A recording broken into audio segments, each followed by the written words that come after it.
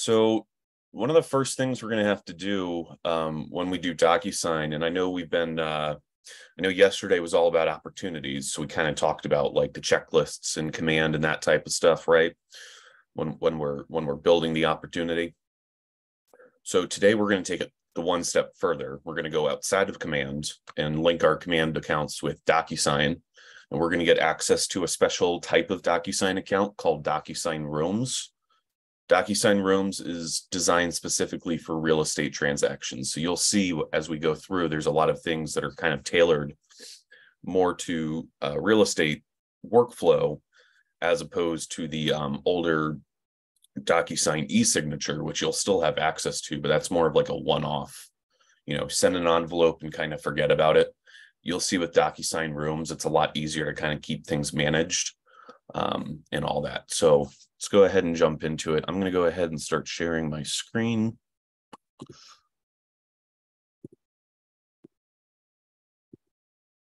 All right. All right. So before we get started, before we jump into command, I'm not sure if anybody else who any of the other instructors, I've had kind of a busy week, haven't had a chance to jump into any of the classes. Have any of them talked to you about answers.kw.com? Yeah. Okay, awesome. So just before we get started, I'm going to go ahead and link in here the Docusign section because it's not super obvious where it is. They don't just put it on the homepage. This is a great resource if you need a quick, article, sometimes there are videos in there, picture guides and all that. That's all going to be available right here. So let's go ahead. We're going to jump into command. And log into the correct account.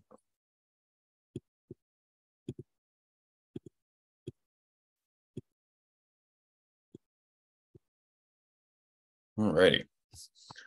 So here we're into my command account. Now, full disclaimer before we get started, I am the tech trainer for the office. My background is in tech. I'm not actually a real estate agent, but I've been here with the office for over a year now. So I've got a pretty good idea of what my agents have needed in the past and what I'm going to go ahead and show you today. I've done this class a couple of times now, so pretty solid on where we're going. So here we are, we're in command.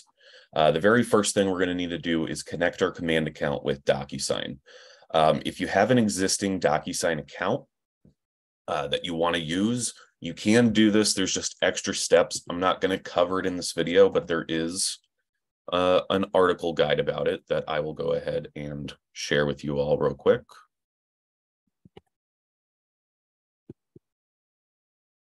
Otherwise, what we're going to do is create a new Docusign account specifically for our command account, which is the second article that I'm going to go ahead and post. And I'm going to walk you all through it. I'm not just going to post. All right. So now that that's out of the way, here we are, dashboard of command. The first place we're going to want to go is up in the top right corner where our name is. We're going to go ahead and click that, and our drop-down menu is going to come here. We're going to see a couple options: referral profile, my profile, settings, command trading. We're going to come here to settings. And in the settings tab, when we first go to the settings tab, it's going to take us immediately to the integrations page. And you can see here, I already have my Docusign account linked. I'm going to go ahead for the purposes of this and disconnect just to show you what it's going to look like to connect. So if you don't have any connections, you won't see Docusign at the top of the list, which means you're going to have to go ahead, scroll down a little bit, and we're going to be right here in the digital signature and transactions section.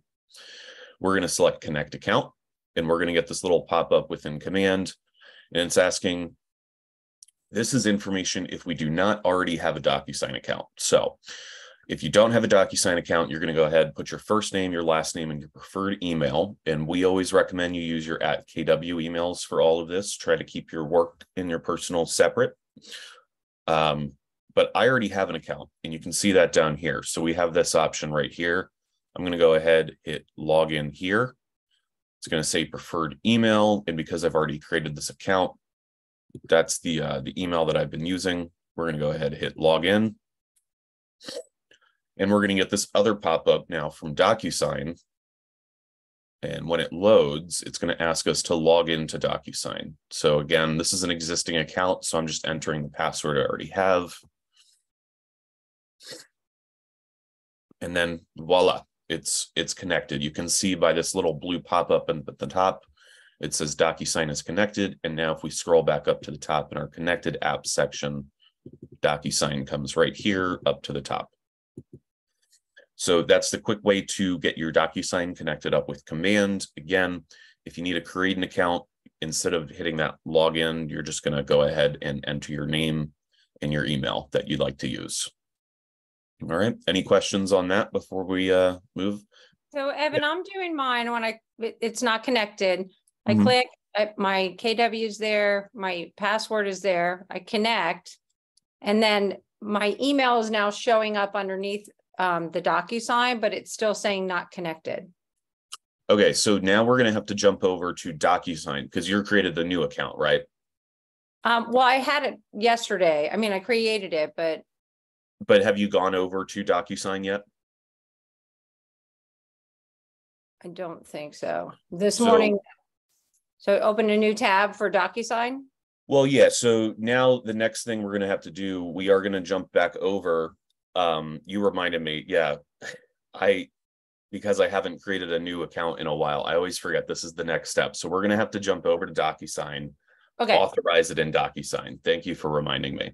Okay. So the quickest way to get to the place in Docusign where we want to be, of course, we could type in docusign.com, but I mentioned we're going to be working on the room side of Docusign. So if we type in rooms.docusign.com, it's going to take us exactly where we need to be.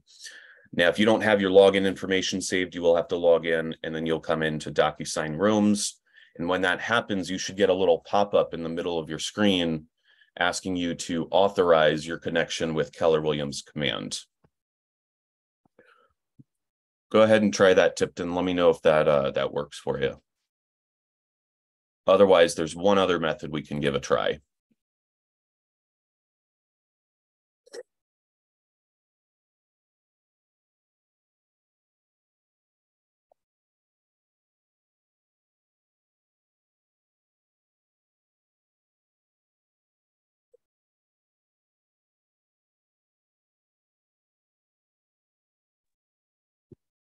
Well, I'm in on the room, like in the right-hand corner, it says Keller Williams, it says TM. But then if I toggle back to my command page, it still says not connected. Just do it again. Try giving that command page a refresh real quick. Okay. See if that, sometimes it needs to kind of just like refresh its data. Otherwise, the next thing we're going to try is, and you'll see this is actually part of our workflow, we'll go into Docusign through command, and that might trigger that authorization method. It's still saying not connected. Okay. So here's what we're going to do. Over here in command, we're going to go ahead, drop down to opportunities. And I know you all talked about opportunities yesterday, but because Docusign kind of plays into this, I'm just going to go ahead and start from scratch. I'm going to create a brand new opportunity from scratch and kind of show you that process. And you're going to see when we launch into Docusign from command, I'm pretty sure that's when it's going to give you that authorization method. It's going to be the last step you're going to need to do in order to get the accounts linked. So here, the opportunities page, we've seen this before. I'm going to go ahead and hit this create opportunity up here and just create a little test one. That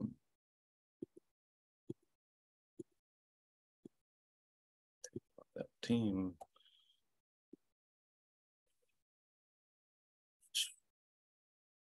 Gotta figure somebody else out. Okay, well, just real quick, just to reiterate from yesterday, I'm creating a opportunity here. If there's a client in here that's not in your contacts list already, you can add the new contact here along with their email address.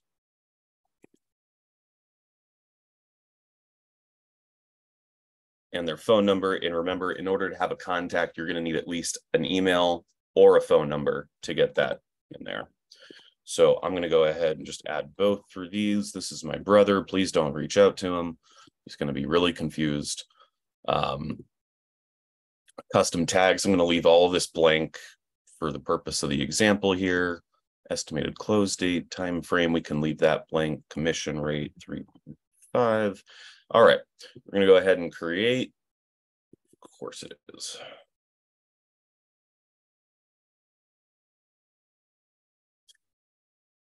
All right. So we've got a brand new opportunity here, fresh opportunity, nothing attached to it. Go ahead and drop out of there. So the first thing we're going to want to do in the opportunity is come over here to documents. And then right here on the right-hand side, do you see the start a transaction button? We're going to go ahead and click that. And by clicking that, it's communicating. Command is in the background communicating with Docusign, and it's going to create a realm. So Tipton, go ahead and click that and see what it's going to do. It should launch you into Docusign, create the realm, and then ask you to authorize. And I just want to make sure everyone's kind of getting the same way. Is anybody else having issues? I keep calling on Tipton, but Anita, Linda, Jeremy, y'all good? No, I'm following. Trisha, okay.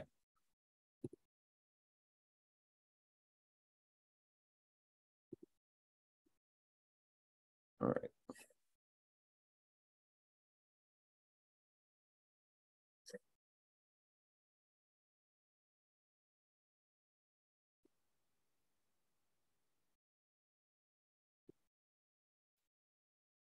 All right, well, while she's looking at that, I'm going to go ahead, just do a quick walkthrough of Docusign Realms.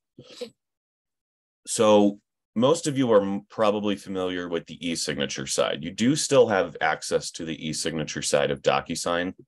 By coming up here and going to the picture up in the corner, you can switch to e-signature. And this is the older version of Docusign. Everybody's familiar with this. You just drop the document and you can send an envelope really quick. It's really good for certain things. Because I'm a market center, part of the leadership team at my market center, I actually use the e-signature side more often than the room side because I'm not a real estate agent. I use it for like onboarding and all this other types of things. When we have an office rent, when we need to have an office rental agreement signed, something like this, I just send it through Docusign because it's typically just a one-off situation. However, with a real estate transaction, you're going to have multiple contracts, multiple different things that need to be signed and kept together throughout your process. So you're going to want to use the Docusign room side for the most of your work. So again, coming up here to our little profile picture in the top right corner, if we click that, we get the opportunity to switch back over to rooms. And here in the rooms tab, it's going to look fairly similar, except instead of being able to just drag and drop it in, we're going to have our rooms section here. So if I come over here, this should show me all of the rooms that is associated. I currently have it with only my account. Because as you can see, because I'm part of the market center staff, I have, I guess basically every opportunity that comes through, I have a viewer access to there. So I try not to do that. I get bogged down in them all. But this is the listing that I was working on. So we can also view if we have any closed rooms, if we need to go back in the future, like after you've completed the deal, if you ever need to go back and reference something, you would come in here to the closed section. You're going to be able to see all of your closed transactions. Anything that's currently in review, you're going to be able to see that as well. But we're going to jump back into these later. Again, I'm just kind of giving you a quick show around, quick tour around the room side. The next thing we're going to want to do before we actually jump into starting to, we've created our room, but we're not going to be able to access any documents at this point because we need to actually link our Docusign account with our NAR account, our National Association of Realtors. And when we do that, we're going to get the ability to also associate it with whatever our local realtor association is. So in order to do that, here in Docusign Rooms, I'm going to come up to the top right corner, again, where my profile picture is. I'm going to click on that, and we're going to come down here to Preferences. All right. Here in Preferences on the left side, we get a couple different options. On the right side, you can see it's some pretty basic information, not a lot of things that you can change. Your company name, this should be your company DBA name. So whatever your brokerage does business as. For example, my brokerage is technically Keller Williams McLean Great Falls. However, in the eyes of Virginia, our DBA name is Keller Williams Realty Inc. So that's the company name that I would use. Consult your broker for whatever DBA name that you all are using. Company website, I don't have mine filled in right now, but that's it right there. In time zone, we're going to want to make sure, I don't know why I was in Central Time Zone. I'm sure all of you will be in Central Time Zone as well. So you want to make sure we switch that to Eastern. And whenever we make any changes, we're going to hit Save Changes. We can also upload a logo if you're part of a team, or if you have a logo as part of your personal branding, you can upload that here. Evan? Yes. Is the company website our website or the brokerage website, or just Keller Williams? That is up to you. I would probably use your website because, again, I'm not an agent. I like to promote my market center, my brokerage over myself. I don't really do personal branding whatsoever. So for me, I'm just pushing everybody back to my brokerage. Okay, thank you. Absolutely. And if you're new to Docusign, this is probably going to say on all help tips. I am not as new. I've done a couple of classes, and so I just turn that off. That's another thing down there if you keep getting pop-ups. All right, moving down, we're going to go into contact information. So you can go ahead, keep this up to date. So I'm going to put in my work number here, and mobile number I'm going to leave blank because I don't really give that out. I do have an office fax number, so I'll put that in there as well. An address, again, I'm going to put the office address in here, and we're going to hit Save Changes. All right, and then the last thing we're going to want to do here in the Preferences tab is down here in the Integrations. All right, so in Integrations, we're going to see first off up here Zip Forms. Now, if you have a Zip Forms account, you can link it. However, I know most brokerages are moving away from Zip Forms, because as you're going to see, everything that Zip Forms used to do in Docusign, or everything Zip Forms used to do, you can now just do in Docusign. So they've kind of managed to pare that all down. So in order to get our documents, our contracts into Docusign, we're going to need to go ahead right here, add a provider, and we're going to get this pop up with a couple of options. Now, all of us are going to be selecting National Association of Realtors. And when we do that, we get the second pop-up where it's going to prompt us for our member ID, which is going to be your NAR number. And if you're unsure of where to find that, you can click this link right below it, and it'll take you to NAR, where you should be able to look up your member ID using your last name and your email. All right. Again, I'm not a member of NAR, so I'm not actually going to go through and do this, but you would put your number in there, your last name, and then an association. You'll hit this drop down, and you're going to look for whichever association you are. I know in my area up in Northern Virginia, we're all part of NVAR, which is Northern Virginia Association of Realtors. Different parts of the state, I know, have different realtor associations. Virginia Association is right down here towards the bottom. So just make sure you're aware of which realtor association you're a part of. You're a non-realtor agent. I would talk to your broker about that. So like you're licensed, you just haven't joined NAR or a local association. Jeremy?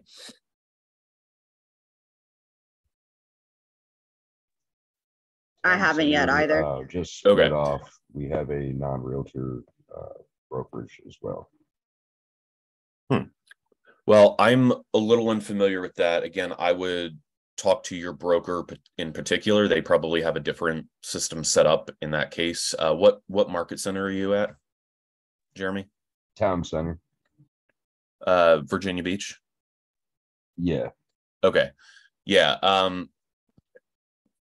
Kind of a completely different region for me, so I'm not quite sure how they do it down there. I would consult your broker on that in that case, and they'll have guidance for you. But for most everybody else, even if you haven't joined your local association yet, you will need to join your local association in order to get access to the local association forms. I know there's a default set of like Virginia forms that your broker should be able to provide.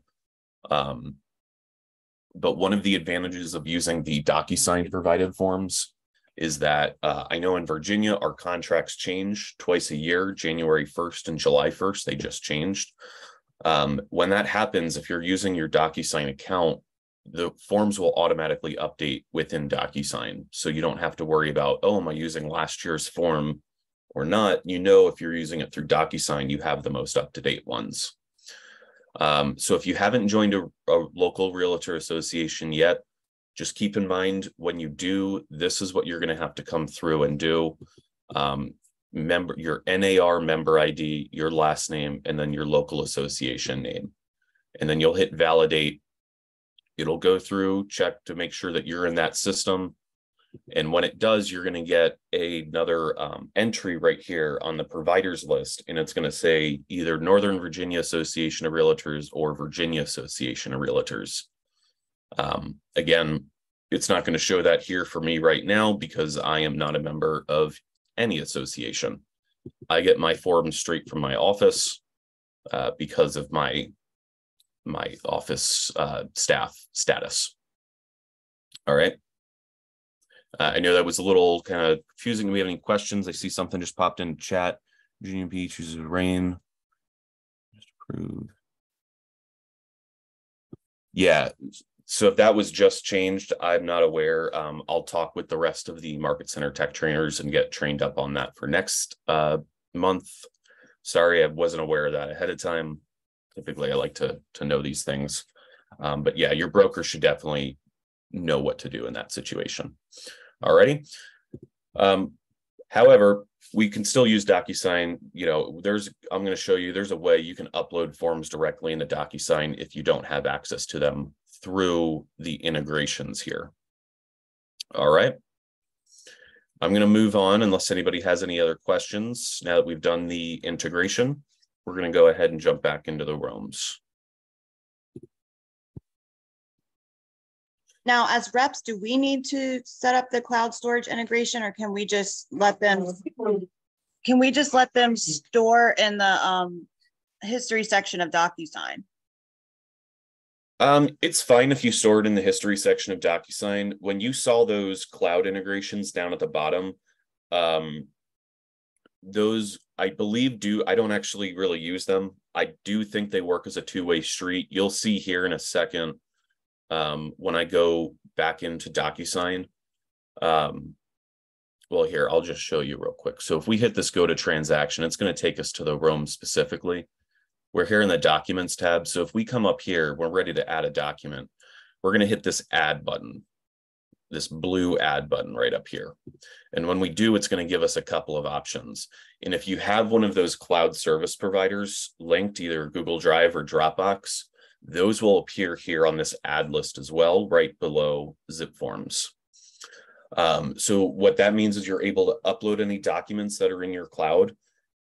You will not be able to directly save it to your cloud from Docusign. You would have to download it to your computer and then move it to your cloud provider. So personally, I think it's easier just to leave it in the Docusign rooms. There's no storage limit. You can have as many rooms as you need to. They don't impose any of those types of restrictions on document storage. Alrighty, does that answer your question? It does. Thank you so much. Alrighty. Well, let's get into to adding a document real quick. So as you can see here, we do have our three options. If you had your zip forms account connected, or like I just mentioned, a cloud account connected, you can import from there. You can also import from your computer. If you have the document on your computer for whatever reason, you can upload it directly into here. However, please note, if you use any of those methods, you'll see in a second, Docusign will not do most of the work for you. If you need a signature on a document that you're uploading, you're going to have to go through and add all of the fields yourself, which is why we really push for you to use the integrated Docusign forms option right here, this second option. So when we do this, we're going to get this pop-up menu, and we're going to see packets, and we're going to see libraries. So packets are folders that your market center have prepared for you to try to make the process a little bit easier. Here at our market center, we group up our packets based off of, most of our agents are in Virginia, so they're doing Virginia deals. So we have Virginia sales and Virginia rentals. And then we have those split into listing, buyer, listing, tenant options. We just tried to, consolidate these down, make it a little easier. However, we also have these libraries down here. So the library section is actually provided directly from the Realtor Association that you're a part of. So right here we have NVAR. So when NVAR updates their contracts, my NVAR library in Docusign automatically updates. So July 1st, when the new contracts came out, I didn't have to do anything. I could just log into Docusign and immediately start using the new contracts. This is true for any of the other realtor associations that you may have listed in here. Because we're in Northern Virginia, we do have a lot of agents that work in DC and Maryland as well. So we have agreements to provide some of those addendums for some of the Maryland local associations in there. You will probably also see that your market center has a specific library. In here, you'll probably find things like the W-9 and the RESPA agreements if your market center has agreements with like a mortgage company, a title company, other companies that you may need to reference in the future to your clients. Just know that those are going to be available here in the library section of your market center. All right. However, I am going to focus mostly with the NVAR section because this is where a majority of the contracts are. I'm going to go ahead and select a couple of contracts. You'll see you don't have to just do one at a time. You can select multiple, and you can also search for certain contracts. So if you know the name of one of the contracts you're looking for, you don't want to scroll through the list, just go ahead, use that search bar. Something I picked up over my year is that something that every agent is going to want signed is an exclusive right to represent, whether you're an exclusive right to represent the tenant, the agent, or the seller, the buyer, whichever. You're going to want one of these exclusive right to represents to kind of protect yourself from liability and doing work that you may not end up getting paid on. So right now, I'm going to go ahead and use the exclusive right to represent buyer agreement. And you notice how this little pop-up popped up here. I'm not really going to talk about this too much. There are templates that you can create. And when you create templates, those options will appear here. That's kind of getting deeper into Docusign. Templates would be something that you'd want to use if, if there's certain information that you know is going to remain constant across all of your rooms, you may want to set up a template. For example, like broker information, broker address, your contact info, certain things you might want to set up a template for, but you're also going to see a lot of this information is going to be automatically pulled into the contracts from Docusign. All right. So I'm just going to go ahead, select the normal one. That's the none right here. I'm going to select exclusive right to sell listing agreement as well. Typically we're not going to have both of these in the same room, but I do want to show you some different things that both of the contracts do. So I'm going to add both of these in using the add selected button. And you can see they now both pop in, and they both have a little blue icon here called form. This right here in the little right-hand corner. So what that means is that it's a form and it's fillable. There are going to be fields in there that we can actually add information to. So right now it's loading the preview, but if I click in to this section up here, it's going to load it up. As you can see, we've got the wheel spinning. And when it loads that contract, in a second here, you're going to see automatically that there are certain fields here for you to be able to fill out. Now, what I was saying before, if you upload a document directly from your computer, these fields will not automatically be added. You're going to have to manually go through and add all of these fields. And there's a lot of different fields to add. There's a lot of, check boxes and number, quantity boxes. So we really, really stress, unless you're doing these contracts by hand, to use the Docusign forms available to you instead of trying to download them yourself, upload them. Try not to do that. Try to avoid that, because there's a lot of work that's kind of already done for you. Talking about work that's already done for you. So here we've added the contracts in. One of the cool features of Docusign is it will pre-fill some of those fields for you. So jumping back in the room, if we come over here to the details tab, we're going to have a whole slew of information here that I have not filled out, coming all the way down here. A lot of different fields available. So what these all are different things that may pop up at certain points within the transaction. So if I hit that edit button, all of these fields become editable, and we can go through and do things like set the currency. These things aren't as important for the contract. These are more logistical things that you may just want to keep track of. But for example, this is a listing, right? So we're going to have an address that we're listing. So we can load that in here.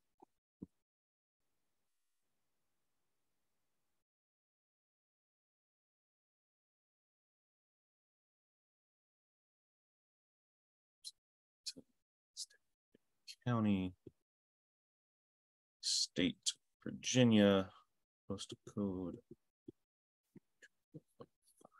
And then we can select property type. So we would select residential, year built. I don't know what year my house was built. Special circumstances. If any special circumstances pop in, you can load these in here. Now, the reason why we want to go through and fill this information out, I'm going to go ahead and hit save.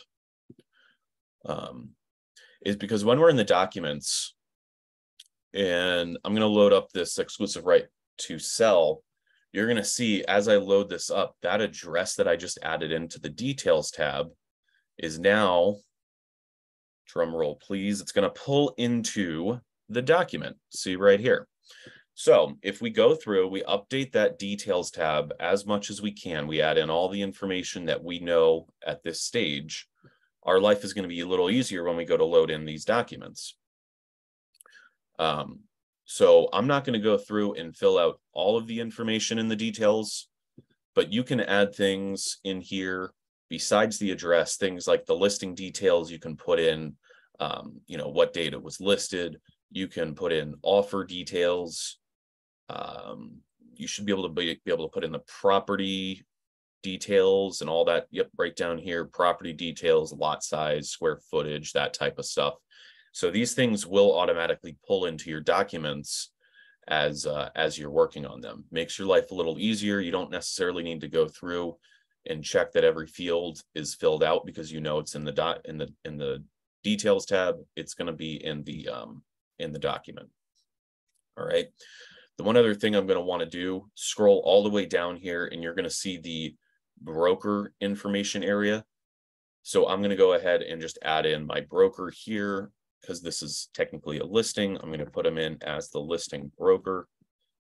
My broker is Patrick Page. And you'll notice right up here, there's this little blue guy icon right here. If you click on that, that's also going to pull up a directory. This directory is anybody in Keller Williams, not just in your brokerage, not just in Virginia, not just in the United States. Anybody in Keller Williams should be searchable through this directory. So you would just need to put in their name. And it takes a minute because it's a large database, and sometimes he changes the way that he puts his name in.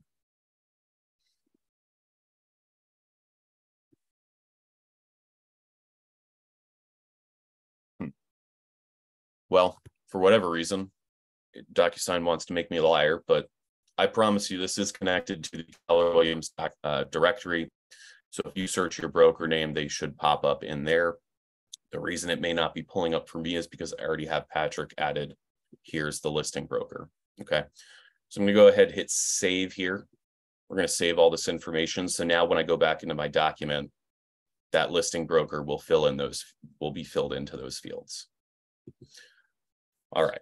I know I kind of bounced between documents and details. Do we have any questions before I jump into envelopes and getting those signatures down?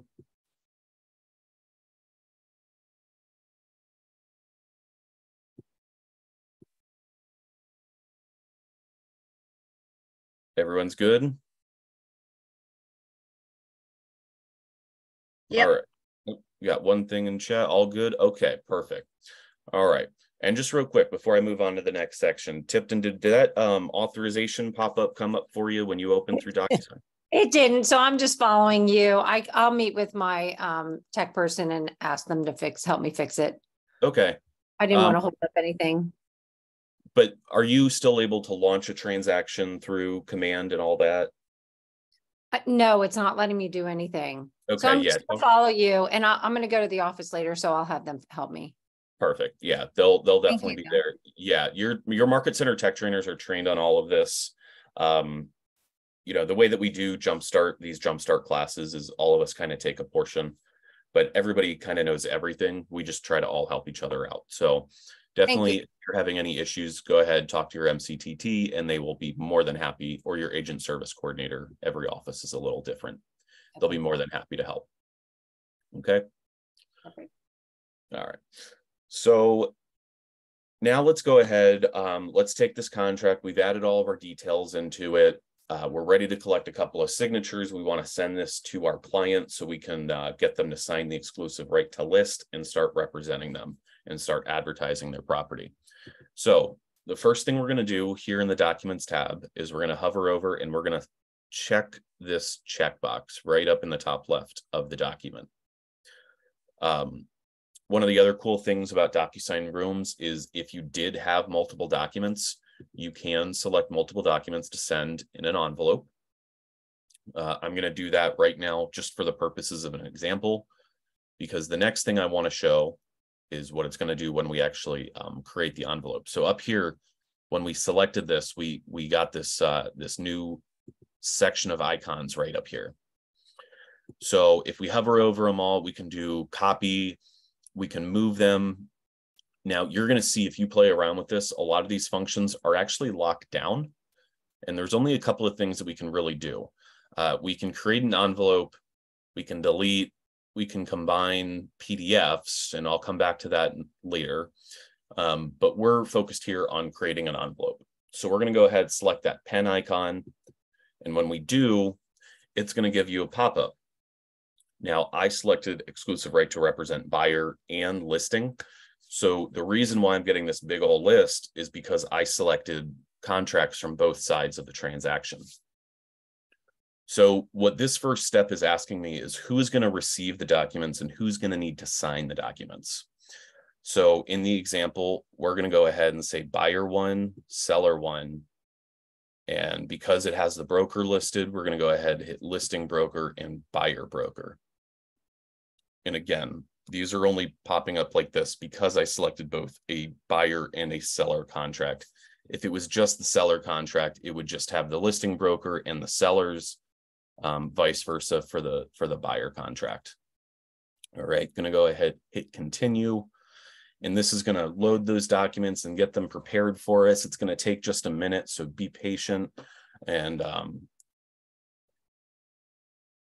it's going to spin through and pull us here into the recipients page. So here at this stage, what we can do, we still have our documents up here. However, now at this point, we can only view them. We can't make any changes right now. So any of the changes that we made in the documents page before are going to be blanket changes that happen across the documents before you send them out into envelopes. So that's what we're viewing right now, is making sure that all of the blanket information that would be true across the across the transaction is going to be correct. And actually, I think I misspoke a little. So what we're actually doing here is just viewing the documents without that pre-filled information to make sure that we have the right documents. I apologize. So when we go to the next step, we're going to be able to see all that pre-filled information again. It will come back. All right. Because I did not list a buyer on the details page, this is going to be empty. So I'm going to go ahead and, add just a random contact into here. I'm going to put myself in, but using a different email.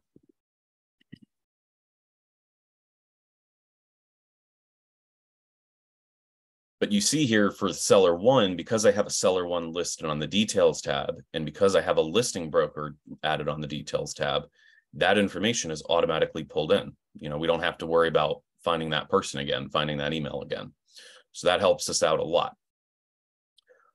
You also will notice we have this for each recipient, we have these options over here to the right where it says needs to sign and customize. So if we hit this needs to sign dropdown, we get some new options. We get in-person signer. So if they're here in the office with you, or you're, out at the listing with them and you want them to just do it then, you don't want them to go check their email and whatever, you can select in-person signer. You would put their name, and then host name would be your own name, because that's who it's going to send the documents to at the end. And this is going to still enable them to digitally sign it. It's just going to do it right here, right off the bat, instead of sending it to their email address. Okay. If you have a transaction coordinator or somebody else who's part of the transaction that does not need to make a signature, you can add an additional recipient right down here, and you can have them receive a copy or need to view, depending on their role. Receives a copy means they're going to get an email with the document, and they're going to be able to download it. Needs to view means they're only going to be able to view it within Docusign. So they're going to have to only be able to see it in the portal. They're not going to be able to download it. All right. I'm going to kind of gloss over the next three because they're not always, you don't really want your clients to be specifying recipients or editing the documents or updating recipients. So we're just going to ignore those. The very last option right here, though, if you notice, we do have the signs with notary section. So if you ever have something that does need to be notarized, there is that option here. So you're going to put the name of the signer in for the name and the signer's email. And then right below that, you'll put the notary's name and the notary's email. And then that will give them the ability to sign with the approval of a notary, which comes up sometimes. So just be aware that is an ability, that is an option as well. All right. So I've filled in the recipients for the top three. Let me switch this back to needs to sign.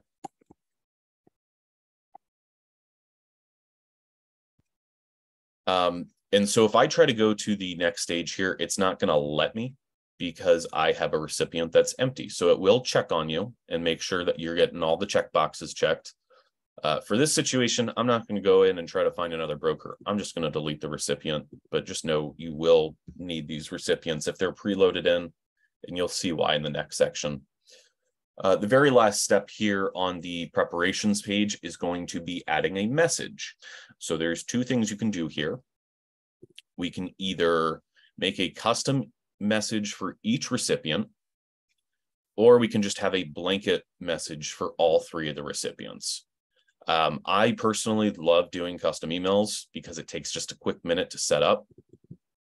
We can type this in here. Hey, Evan, here's that doc we talked about. Make it a little more personal. You can put the email message in there as well. Now, currently, these emails, I can try to find one real quick. These are not going to be custom branded to you at the moment. However, I went to Family Reunion back in February, one of our big conferences, and I actually sat down with some of the Docusign developers, and they told me that they are working on trying to bring more custom branding options into Docusign. So these are how the emails are going to look when the documents go out to people. You can see that I changed the subject line for this specific document to say, Catherine, please sign blah, blah, blah's paperwork to complete their onboarding. This is actually a merge field, so this changes depending on the document. But so when my team leader, Catherine, receives this, this is the subject line that pops up. Catherine, please sign a J. Joshi's paperwork to complete their onboarding. And then when she comes in here, she'll have this ability to, this will say review document and goes through, and it walks you through. If you've used Docusign before, you know, it's really straightforward. Big yellow buttons pointing you right in the direction of where you need to be. But just know, like in the future, they're talking about being able to replace this Docusign logo with your own logo and possibly adding in like custom branded colors. So, you know, Docusign, while it is very robust, there is still more to come, which is pretty exciting. It's one of the cool parts about working here is that, you know, they're constantly trying to bring new features in. Okay, so I'm going to go ahead, just do the blanket message. We're going to hit next. And here is the last stage of setting up your envelope. This is going to be the point at which you make sure that all of the correct information has been added. You can see here that we're looking at the exclusive right to represent buyer agreement, which is why none of that information has pulled in, because I have not entered any buyer information. This is a listing agreement within Docusign, so it is looking for all of those listing fields. So over here on the right, we can see our documents. I'm going to go ahead and collapse the exclusive right to represent. And then we see the exclusive right to sell, our second document added, is right below it. So I'm going to expand that one. And if I jump back up here, you will see that that information has pulled in. There's the address, there's the seller. And if I scroll all the way down to the bottom, you will also see the broker information if it loads up. And if I remember, yep, where it's supposed to be. All right. So that's why it's important, like I keep saying, use those details tab, fill out that details tab first with as much information as you can. Okay. So if we come over here to the right-hand side and we're scrolling through, we see that we have these little flags on here. These grayed out flags mean that this is pre-fillable information. This is information that this is the last time you're going to be able to change any of this information before you send it out to have signatures.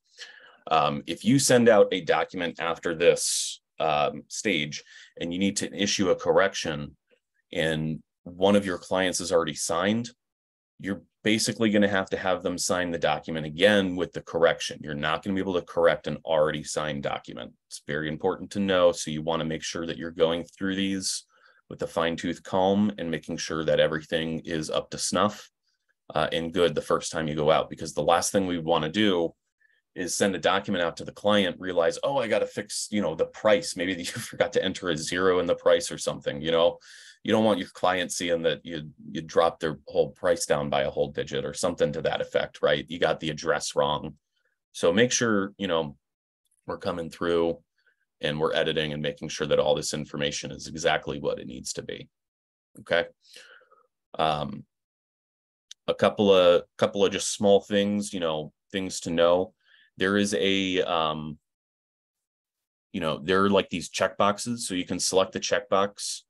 If you want to add the check into the checkbox, you'll need to just double click it. If you need to remove the checkbox, double click it again. If you hit it the first time, you're going to get all of like the formatting options and the deeper options that you may not need. So double click if you need to fill in a checkbox, double click if you need to remove that check. The same is true for radio buttons. So you would double click a radio button in order to get it to activate, or double click to get it to deactivate. Does everybody know the difference between checkboxes and radio buttons? I don't think the term radio button is used that often. However, that is what it's called here in Docusign. So a radio button is basically an either or. So for example, right here, you can see MLS description. It's asking, does it have a basement? Well, you can either have a basement or you don't have a basement. So it's a yes or a no question. So you would use a radio button. However, when I go down and I come down to the conveyances, you know, these are types of things that may not be present everywhere. But for the most part, you know, things like a ceiling fan, you know, that may be there. So you would select that. That's an either or, you know, like multiple choice option list. So if it has a ceiling fan, you can select that. You can select that it has a cooktop, built-in microwave, and it's not going to affect the others. Whereas with radio buttons, again, just to reiterate, it is one or the other. And Tracy, I see you raised your hand. What's up? How can I help? Yeah, no, I'm glad you went over this. It's Trisha, and Trisha, I only ever did that. You click it, whether it's a radio button or a checkbox, you know, you just click it and it's clicked. But I was on a Zoom going over a contract with a colleague, and she went ahead and did something on the right under formatting at the checkbox, formatted and changed or typed something in there, like to tell it what it needed to be, whether it's an X or a check mark. Oh. Does that sound familiar? So I personally haven't seen that. Now that may be, I'm not seeing that here in the formatting section. But check the checkbox. Yeah, so I'm in the checkbox right now. I can jump back over to the radio, but it looks like it's the same. It was definitely in the checkbox one, and she could put a value to it and determine. And I'm like, why do that? You don't have to. You just check it, right? You don't have to do anything. You don't mess with formatting. Don't go there, right?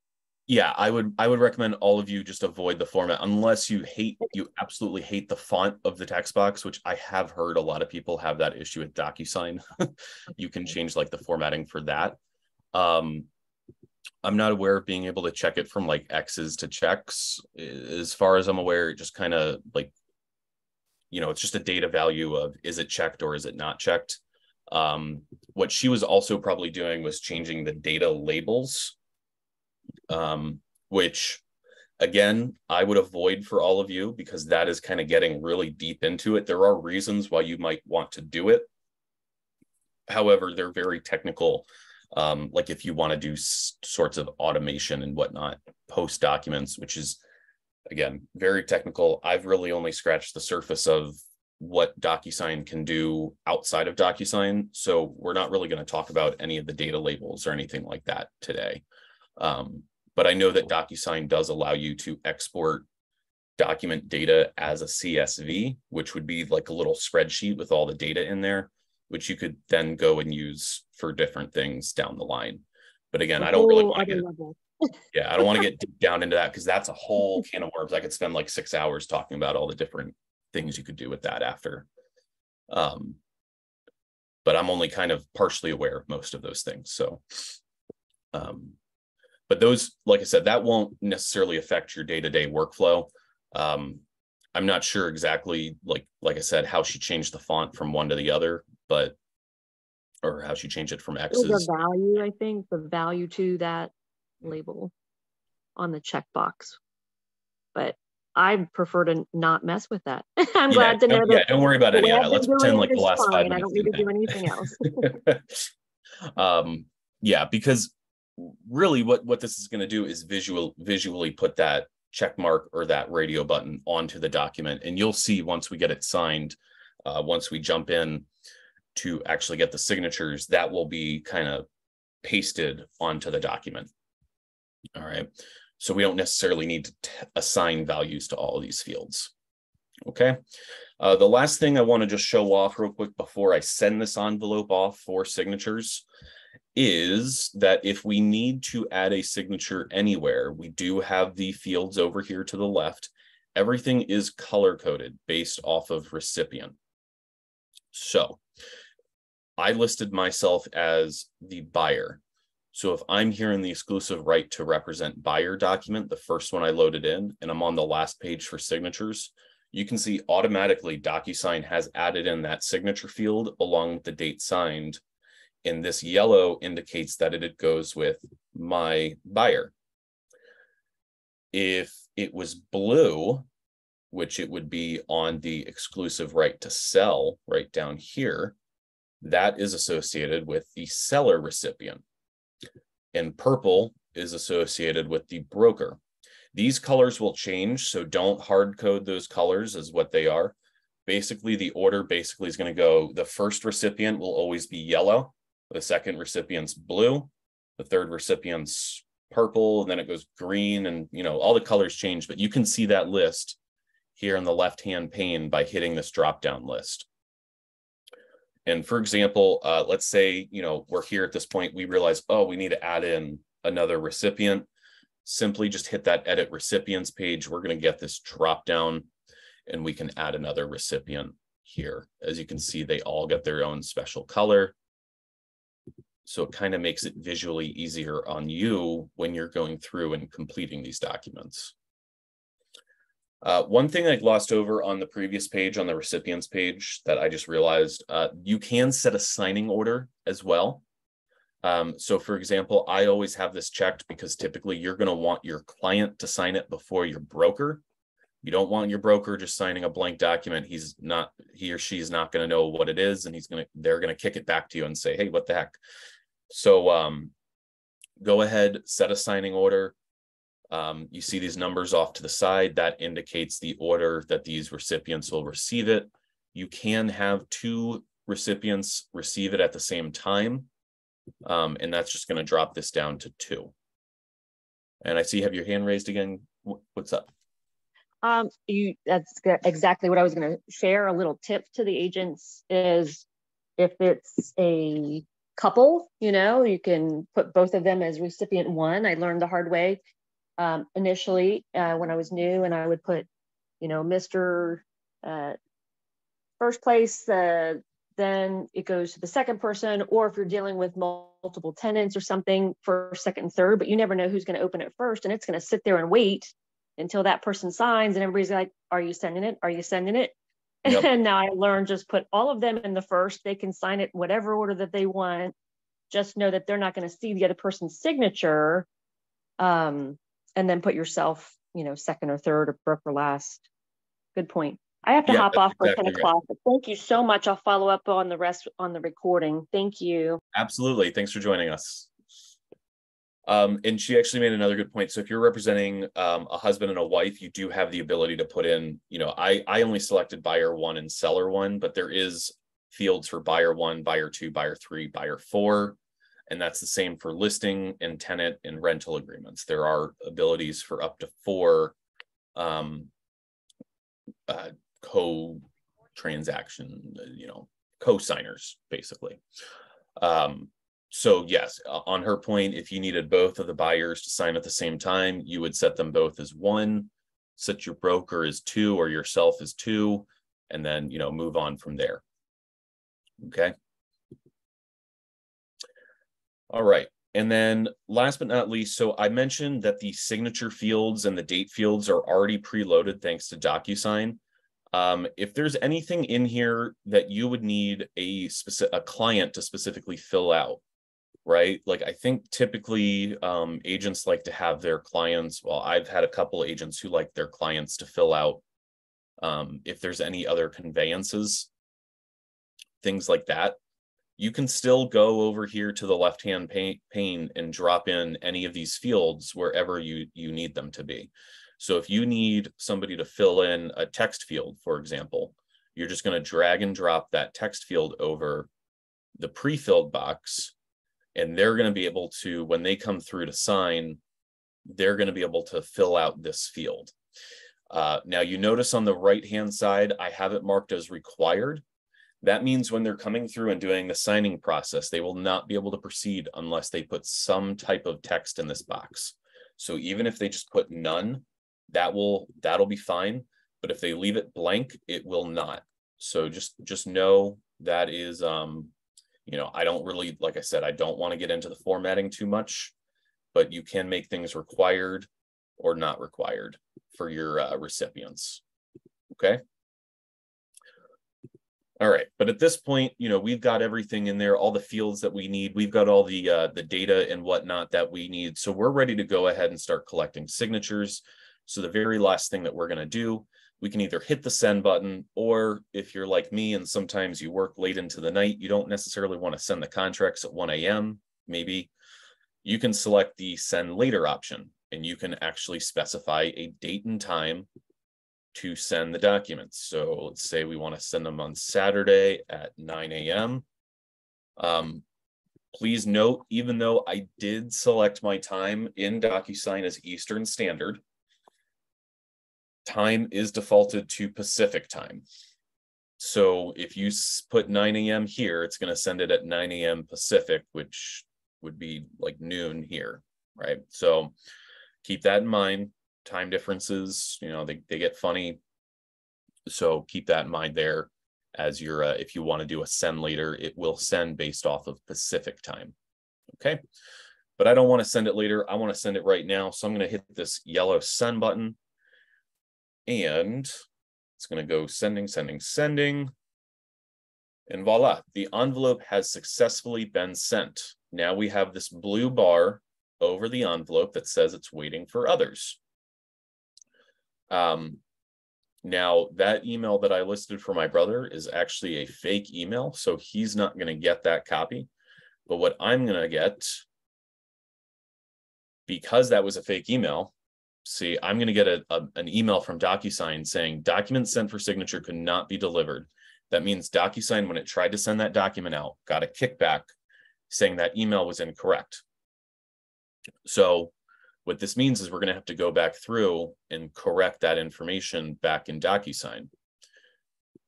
So in order to do that, here in the envelope, we're going to come back. So you notice I'm in the envelopes tab of the Rome now. If we click on this envelope in particular, we're going to be able to see all of the recipients here. And if we hit correct, we're going to be pulled back into this editing phase.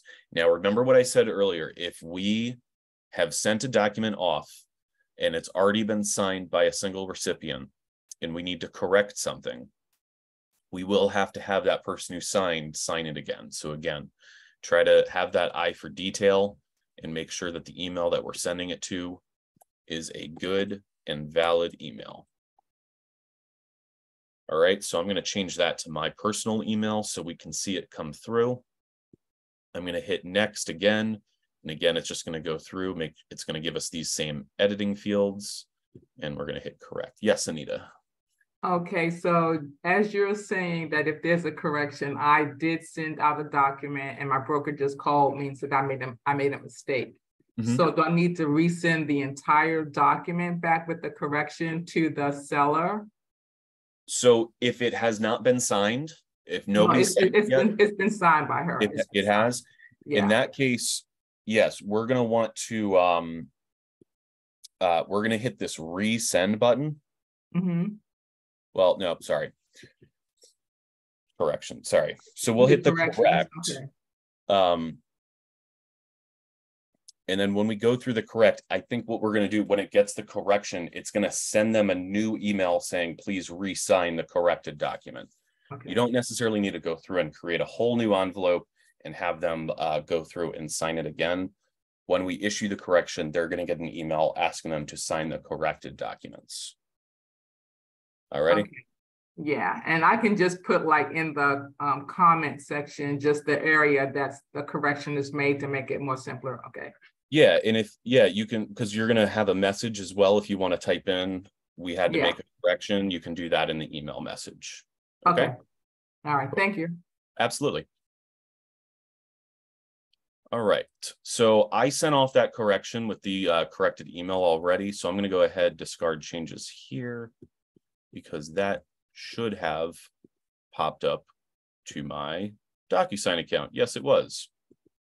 So right here, this is what it's going to look like. I just kind of defaulted everything, and it's going to say recipient name, please sign. Thank you, Evan O'Brien. And so we're going to go ahead, hit review documents. And here at this stage, it's going to ask us to review the documents. We're going to hit continue. And like I said, it makes it super easy on your signers. So they just keep hitting yellow buttons, start. And remember, I had this field that needed to be filled in. So I'm just going to put nothing. And then sign. If they just hit the sign button, they're going to be able to select their signature. Something neat about Docusign that somebody showed me last week, you can actually kind of customize your signature a little bit more. If you physically have a like written out signature, you can upload that, or you can draw it, which looks kind of funny on the computer, but or you can just do the simple select style. You can change the style if you want like the writing to look different. So just a little customization feature of Docusign that kind of sets you apart, right? So I kind of like the scratchy chicken scratch. That definitely looks a lot more like my real handwriting. So that's the one I'm going to use, adopt and sign. And now my signature has been placed there. And now we get the yellow finish button. So when I hit finish, and again, think about this as if you were the recipient, this is the client seeing this. Typically, they're going to get the option right here to download the PDF that they just signed. Now, of course, at this point, it's only going to have their signature on it, but they get that option to save the document after they've signed it for their own purposes. If they have a Docusign account, they can also save it to their own Docusign account. I'm going to hit no thanks here. We're going to finish up. And if I hop back into my email,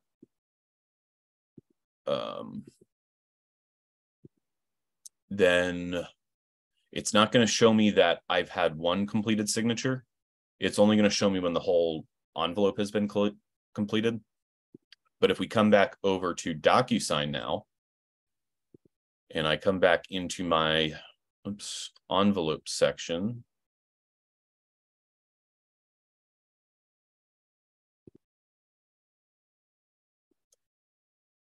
so it's still going to say waiting for others, but now if I click on the document, I'm going to be able to see that seller 1 has signed, and they signed on 7/14 at 10:09 a.m. And then as we move through and we collect our signatures from the other recipients, then that's also going to fill out that information there. So now at this stage, I'm going to jump into a different room that I have completed documents in,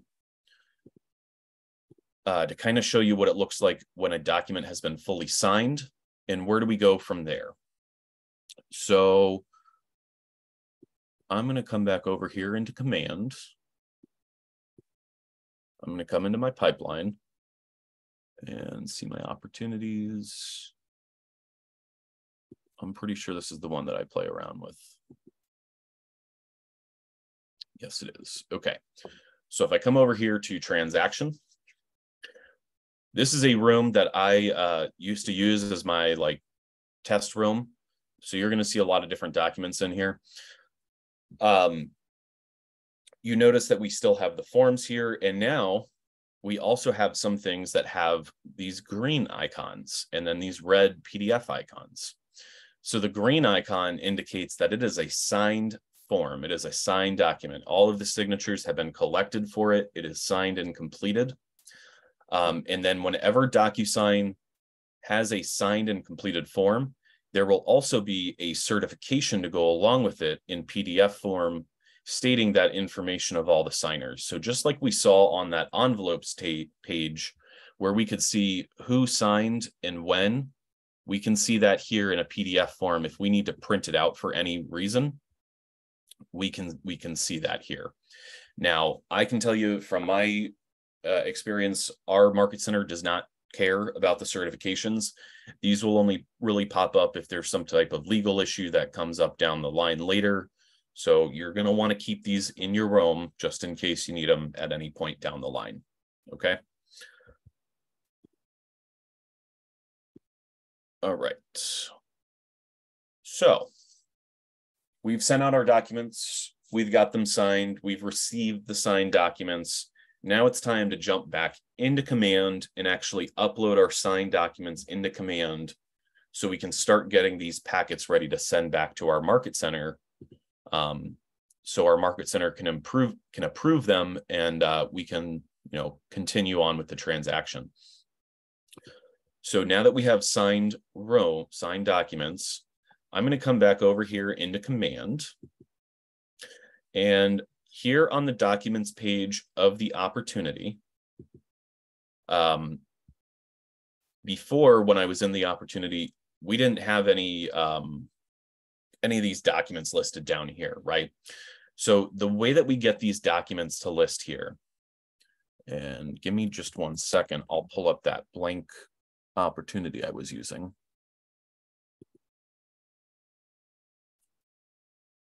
This one right here. So if I'm here in the documents tab, we don't have any documents listed currently. The reason for that is, well, once it finishes loading, you'll see that we don't have any documents loaded. Here we go. So what we need to do is select a checklist. Checklists are made by your market center. These are here within command. And these are just guidelines of what documents you're going to need. So we're dealing with an NVAR listing. So on the checklist type, I'm going to select NVAR listing. When I do that, not only is it going to give me this list of contracts and documents that are going to be needed throughout, but if I actually jump back into this room, and the exclusive right to sell wasn't already listed in there, it would automatically load that exclusive right to sell because it knows that this is a listing agreement. So it's going to load that listing contract into there. So kind of a time saver. If you do that first, it'll load some of those necessary documents in there, but not all of them. So that's why I don't really talk about it at first, talk about it later. But now at this point, we're going to be able to actually, like I said, upload the documents from Docusign. We don't need to download them onto our computer and then upload them through command, although that is possible if we look right here where the attach files from option is. It should by default go to Docusign. If not, and it says My Computer Manual, just hit that drop down and select Docusign. However, we do still have this option for My Computer because not everything comes through Docusign, right? This second thing right here, MLS 360 printout, you're not going to get through Docusign. You're going to get that from your MLS. I'm pretty sure that is a listing, like a property details page. So you would print that out as a PDF through Bright, download it to your computer, and then you'll just hit this browse button and it's going to bring the file browser up for you. And then you're going to go through and be able to select. Now, command will prevent you from being able to add a not PDF. So you're not going to be able to accidentally upload a picture or something to that effect. You're only going to be able to upload a PDF.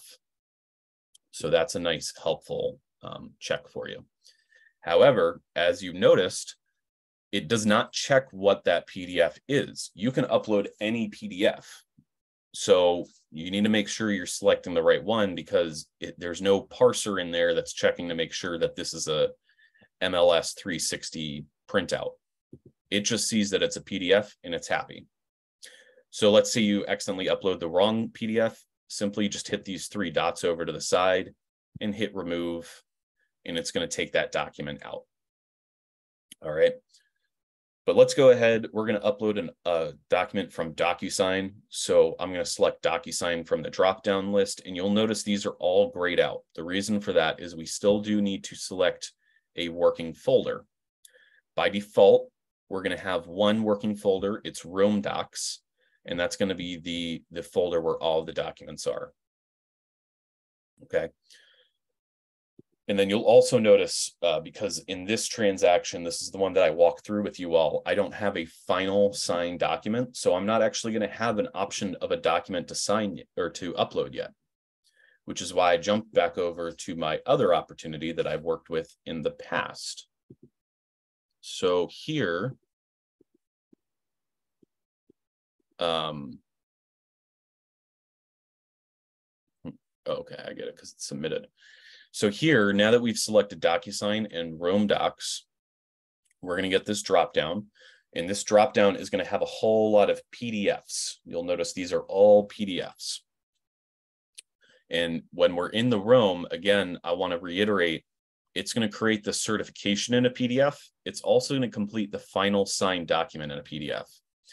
So when we're in command, we're going to get the option of any PDF that's in our Docusign room. You notice I have this thing here called firmware update. Like I was saying before, you can upload any PDF. Docusign is not going to know if it's the right PDF. That's up to you to determine. So, and as I mentioned before, your Market Center more than likely does not care about the certifications of it being signed.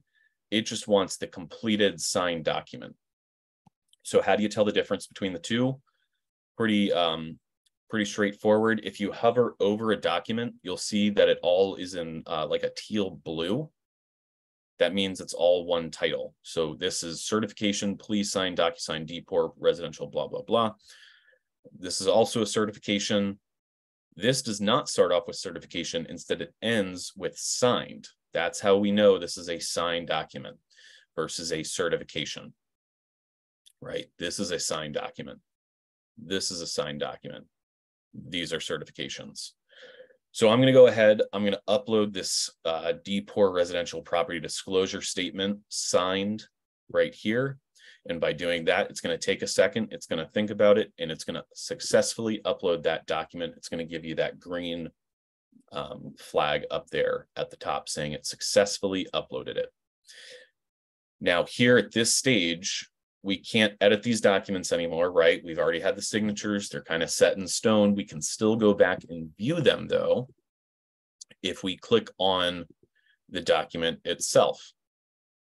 It's going to show us the information and the signatures here for that document. Some other things we can do, if you've uploaded multiple versions, you can see the version history. You can also leave comments. If this gets kicked back from your Market Center, you should be able to leave a comment on it. Okay. So that is uploading documents directly from Docusign, getting them into the opportunity. The last step we're going to need to do is to actually submit the contracts into Docusign or into our Market Center for our Market Center to review them. So if I go through here and what? Didn't like that. Okay. Okay, so it successfully updated that. So now that we have this one document here, this submit to Market Center button all of a sudden became dark blue. That means that even though not everything that's required has been filled out, we can still submit it to our Market Center for them to review. Now, again, this is a little outside of my area of expertise. You're going to want your documents reviewed at each stage, I believe, to make sure that everything is good before you move on to the next one. Consult your broker for how they want this process done. Every Market Center is a little different. It may be based on your MCA. It may be based on your broker. So talk with your leadership team, how they want you to submit. Typically, most Market Centers will do some type of like how to get paid class and how to complete a transaction class. Consider going to one of those for information specific to your Market Center in your office. Okay. But when we are ready for it to be submitted to the Market Center, we just simply hit that submit to MC and we hit the submit button. We're going to get this little indicator here next to the section that we have submitted these documents for review. If it gets kicked back because there's something wrong with the documents, you will get this red X'd return. This will not change anything in Docusign. This just means that the contracts are wrong. Again, consult your broker. You notice here that they put the missing tag because I submitted it without those documents. So, you know, if you ever have any questions, that is what your broker is there for. Your broker is here to help you out with the contracts and the compliance, making sure that all of your T's are dashed and your I's are dotted. Okay. Now, do we have any questions here at this stage? There is one more thing I would love to be able to show you. I know we're kind of getting towards the end of our time here, but there's one last quick thing I want to show. But if we have any other questions, I'd love to hear them real quick.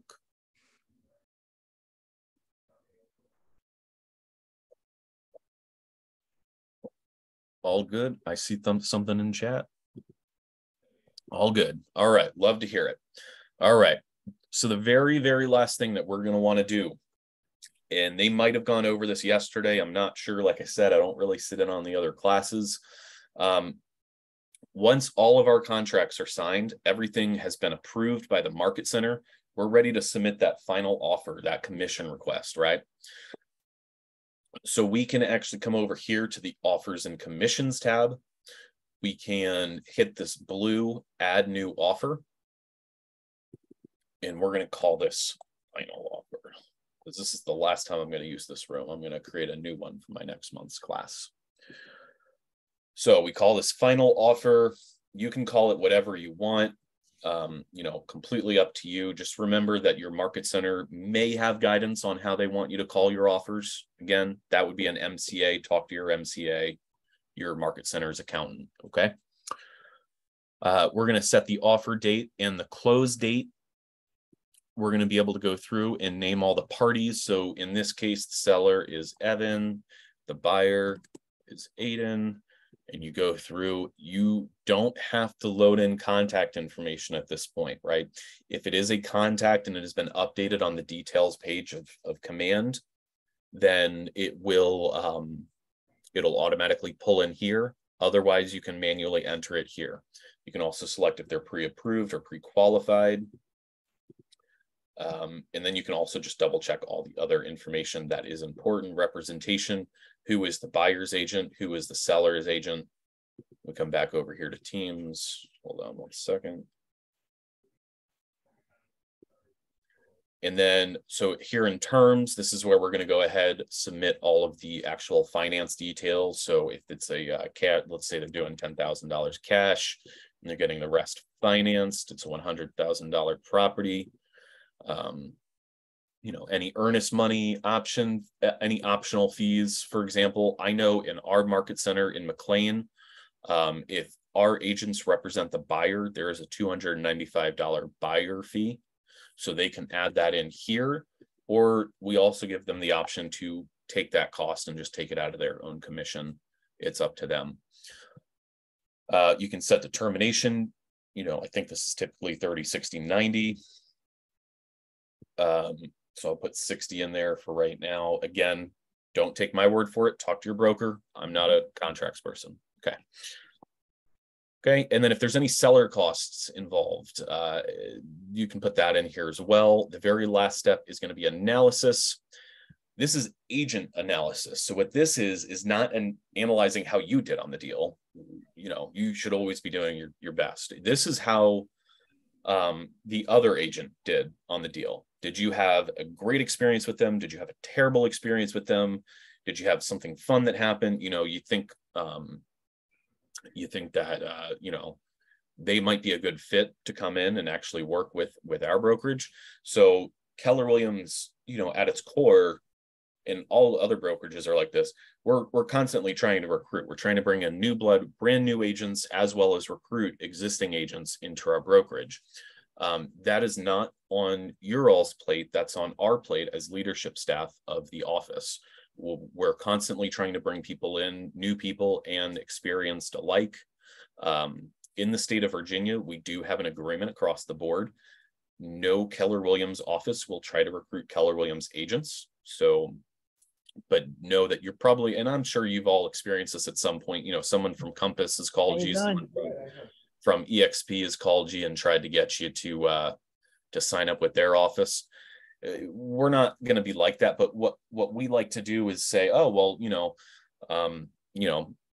for example, Laura worked with this agent and she had a great experience. And then maybe your team leader reaches out and they're not going to try to recruit them. All they're going to try to do is, thank them for being a professional, thank them for, being a good party to this transaction.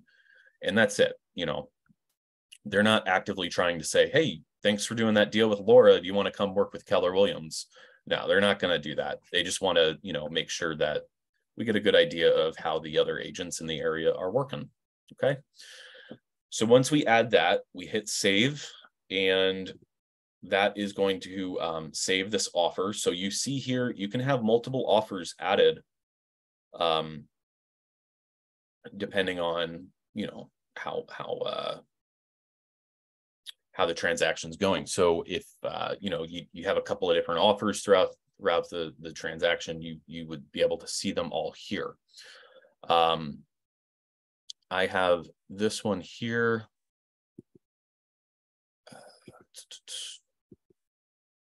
Right. So then if we click the three dots over here, we're able to send the offer. And this is how you can go ahead and send it to the other agent. For example, if you were representing the buyer and you're going and trying to, send an offer for a listing, you can send it directly through here. Again, this is kind of out of my wheelhouse, so I don't like touching on this too much, but just know that this is here and your MCA is here to help through this stage. They should, like I said, be running a class on this at some point in your market center. What I was just showing off is you can actually preview using this little eyeball icon. You can preview what that email is going to look like when it's sent out. This is just a default Keller Williams command template that's sent out with those offer details. Obviously, it's taking a joke offer that I made before, but it will pull the offers directly from this information here. Okay. Alrighty. I know I kind of covered a couple of different things there at the end. Do we have any questions here before we get finished up? Anything that you feel like I might have missed? Anything at all?